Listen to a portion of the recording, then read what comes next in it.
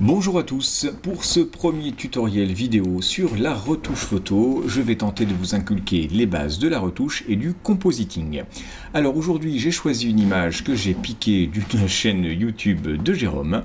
Je vais tenter de vous montrer comment on peut passer d'une image assez plate, malgré le charme naturel de Jérôme, à une image un peu plus colorée, avec un peu plus de relief, comme celle-ci. Donc je répète, on passe de ça à ça.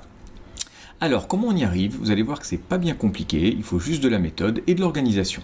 Alors, on va d'abord analyser l'image de base. Donc, cette image de base, on va voir un petit peu ce qu'on a envie de retoucher là-dessus. Alors, moi, la première chose que j'aimerais retoucher déjà, c'est séparer un peu plus le personnage du fond. Donc on va utiliser une technique qu'on appelle le détourage qui va nous permettre d'isoler le personnage du décor et donc de flouter un petit peu le décor. Ce même décor, j'ai envie qu'on enlève des petits éléments comme ça, cette petite zone là, ça, d'accord? Et ça, je vais vous montrer comment on va faire ça très simplement avec Photoshop. On va rajouter un petit peu de couleur et on va rajouter un effet lumineux à ce niveau-là, d'accord? Ce qui va nous permettre d'éclairer le personnage à l'aide d'une technique qu'on appelle le Dodge and Burn, qui va nous permettre de créer une lumière, un éclairage un petit peu artificiel, et également de renforcer, de faire ce qu'on appelle du modelé sur des petits reliefs, et ça va être, vous allez voir, une technique qui va vous ravir. Et puis pour le final, on va fignoler l'image avec des techniques de vignettage, et également donner un petit peu plus de piqué au personnage principal. Voilà. Donc ça c'est le programme, et ben on s'y met tout de suite. Alors on va commencer par dupliquer l'image de base qui est ici. Donc pour ce faire, soit vous faites un clic droit sur le calque et vous choisissez dupliquer le calque, d'accord, comme ceci. Moi personnellement je glisse le calque avec le bouton gauche de la souris jusqu'ici et on a un calque dupliqué. Je vais prendre un outil qui se trouve ici, d'accord, qui s'appelle l'outil sélection rapide. Puis avec la souris ou le stylet de votre tablette graphique, vous faites simplement glisser tout ça. Et dans ce cas précis, ça marche particulièrement bien. Vous voyez que tac, c'est magique. On a un détourage quasiment automatique qui est effectué, d'accord. Donc on voit que naturellement il a bien tout détouré, il a pensé à enlever ici les petits interstices qu'on a entre le bras et le buste, donc on n'est pas trop mauvais. Si on zoome un petit peu, on voit que là il manque un petit bout par là, donc on peut rapprocher un petit peu encore, d'accord. Mais ce qu'on va faire pour fignoler, on va tout simplement utiliser l'outil qui se trouve ici et qui s'appelle améliorer le contour. Donc on clique. Là, Photoshop va mettre en rose tout ce qui ne va pas être sélectionné. D'accord? Donc on voit que globalement, il a corrigé naturellement l'ensemble. On peut ajuster ça grâce à tous les petits curseurs qu'on trouve ici.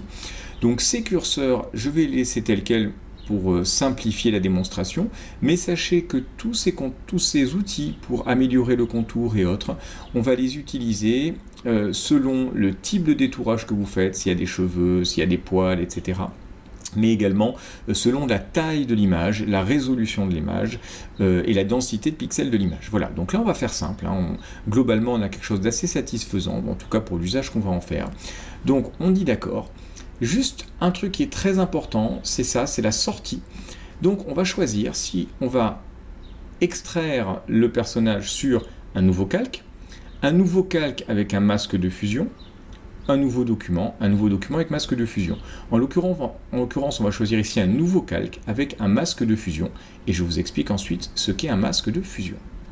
Voilà, donc là vous avez pu le constater, il y a un nouveau calque qui a été créé, et là ici, juste à côté du calque, on voit une image en noir, une petite icône noire avec du blanc, qui représente en fin de compte ce qui a été détouré. Donc pour faire simple, tout ce qui est blanc, c'est ce qui va être visible sur l'image. Ce qui est noir ne sera pas visible. Alors, pour vous donner un peu plus d'explications, là ici je crée un nouveau calque, que je mets entre les deux, et je vais colorer en rouge. Donc là, vous voyez, on voit bien que ici, tout ce qui est en noir, c'est-à-dire tout ce qui est autour, n'est pas présent. Ce qui est blanc est présent. Donc si par exemple je m'amuse à cliquer là, automatiquement, ici, on se rend compte que les couleurs deviennent noir et blanc.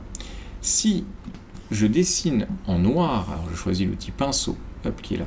Si je peins en noir sur ce calque, automatiquement, tout ça devient invisible. Si par contre, je prends du blanc et que je peins sur le décor, automatiquement, le décor redevient visible. Donc voilà, c'était une brève explication sur le masque de fusion. Donc je retire ce calque qui ne nous sert pas, d'accord? Par contre, maintenant que j'ai détouré le personnage, on va s'intéresser à améliorer le décor. Donc, pour améliorer le décor, on va utiliser un outil qui s'appelle ici le correcteur localisé. Donc je le prends, je clique. Et là, je vais tout simplement, vous allez voir, c'est magique. J'augmente un petit peu la taille du pointeur. Je vais repasser sur ça. Et automatiquement, vous voyez, Photoshop l'enlève. Alors, on fait en petit à coup, d'accord? Là, je retire ça également. En général, on prend un pointeur d'à peu près la taille de ce que vous voulez supprimer. Et on essaie de procéder par petit à coup, voilà, pour pas que ça soit trop vilain. Ok. Donc là, pour faire apparaître ce menu, je fais un clic droit. Hein. Donc là, hop, on va enlever ça. Hop, ok, on l'enlève. Du coup, il faut enlever l'ombre aussi. Il n'y a pas de raison qu'il y ait une ombre. Voilà, on enlève ça également. Vous voyez, je procède par petit à coup. Voilà, tac, voilà. Ici, on va l'enlever également. Donc, on enlève ça, vous voyez, ça marche très bien. Voilà, tac, tac, tac. Super. Voilà, on est clean. Ok, donc ça c'est fait. Maintenant qu'on a fait ça, on va légèrement flouter l'arrière-plan. D'accord? On va faire tout simplement un flou gaussien. Alors il y a d'autres méthodes de flou. On va faire simple aujourd'hui. Donc là, bon, je vais mettre un flou à 3. D'accord? Comme ça, bah, et même 2, comme ça on n'enlève pas trop de détails. Et on peut quand même, voilà. Donc, vous voyez, avant le flou et la retouche après le flou. Donc maintenant qu'on a fait ça, on va dès maintenant imaginer une nouvelle source de lumière qui va être là. Alors, comment je vais faire? Je vais tout simplement me mettre ici. Je crée un nouveau calque. Là, je clique nouveau calque. Je vais prendre une couleur comme du jaune. Je clique sur l'outil dégradé. Là, ici, je clique sur dégradé radial. Et là, je vais faire ceci. Alors, on va le retoucher après. Hein, vous en faites pas. C'est juste là pour se créer une idée. D'accord, à peu près, de ce qu'on va faire. On va... Et là, du coup, on se dit, bon, chouette, on a une lumière qui vient là, on va pouvoir travailler sur une lumière un peu plus intéressante. Alors, je vais dupliquer le personnage, d'accord? Comme ça, si on a fait une erreur, on pourra toujours annuler ce qu'on a fait. Et je vais utiliser ici un outil, l'outil densité. Il y a outil densité plus et densité moins. Alors, qu'est-ce que ça fait? On va voir tout de suite. Je vais agrandir la taille de l'outil. Si je peins ici, là, qu'est-ce qui se passe? Il va éclairer. D'accord? Il va éclairer en respectant, bien entendu, les tonalités, les couleurs, etc. Mais il va tout de même éclairer un peu plus là où je peins. Et de l'autre côté, si je fais densité plus, d'accord, là, il va foncer. D'accord? Donc là, par exemple, vous voyez, il est en train de foncer le personnage.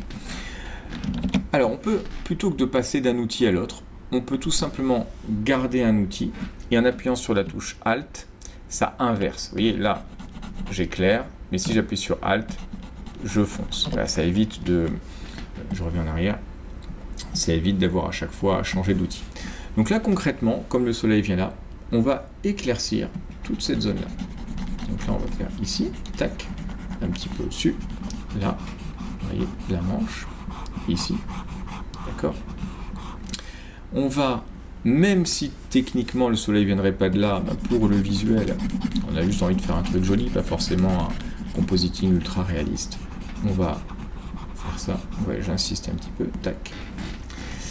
Et là maintenant, on peut faire une petite découpe là sur le côté, si on en a envie, une petite découpe là également, assez subtil. Je repasse un coup là. Voilà. Et maintenant, on va changer la taille du curseur, du pointeur, et on va s'amuser à modeler un peu plus toute cette zone-là. Alors hop, je diminue encore un peu la taille. Voilà. Donc on va s'amuser à faire ça. Voilà, tac, ici. Voilà.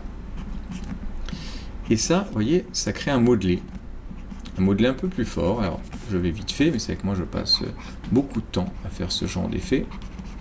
D'accord? Et vraiment, ça va apporter beaucoup de relief. En fait, ça permet d'utiliser ça. On le fait aussi pour le visage, parfois, etc. Là, vous voyez, par exemple, on va modeler un petit peu ici. Tac. Là, on a déjà du clair. Voilà. Et à l'inverse, donc j'appuie sur Alt, on va foncer certaines zones, voilà, pour créer un petit peu de modelé. Alors là, volontairement, j'exagère hein, pour que vous puissiez vous rendre compte un petit peu de ça. Et là, par exemple, si je devais faire ça, voilà, je le ferai un peu là, comme ça. Hop, je me suis trompé, hop, enfin un peu là, voilà, pour modeler un peu et apporter, voilà. Tac. Donc là, en fait, il y a un truc que je trouve dommage, c'est qu'on voit le photographe là, ou la photographe, j'imagine. Donc, on va, pareil, on va s'en débarrasser de ça. Donc, on prend notre outil correcteur localisé, et on va enlever ça. Tac. On donne des petits à-coups.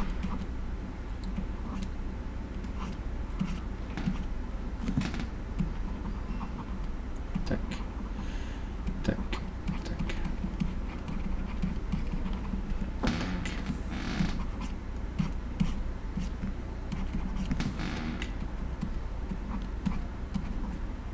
Alors après, on peut améliorer avec le pinceau. On diminue le flux.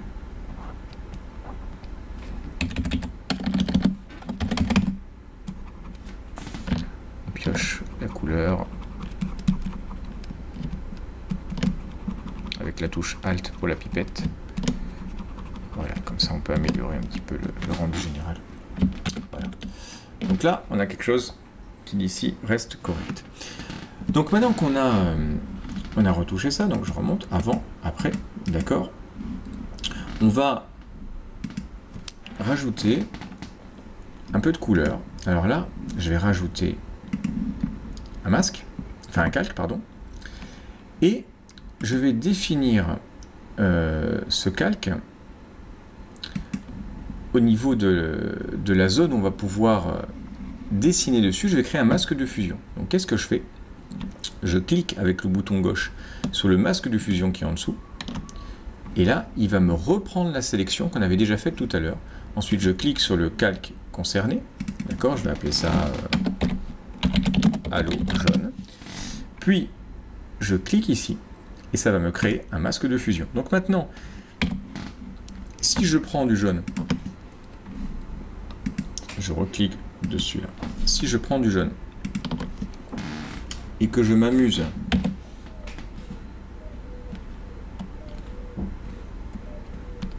à dessiner, si je dessine là, on voit, mais en dehors, vous voyez, on ne voit pas. Je ne dépasse pas.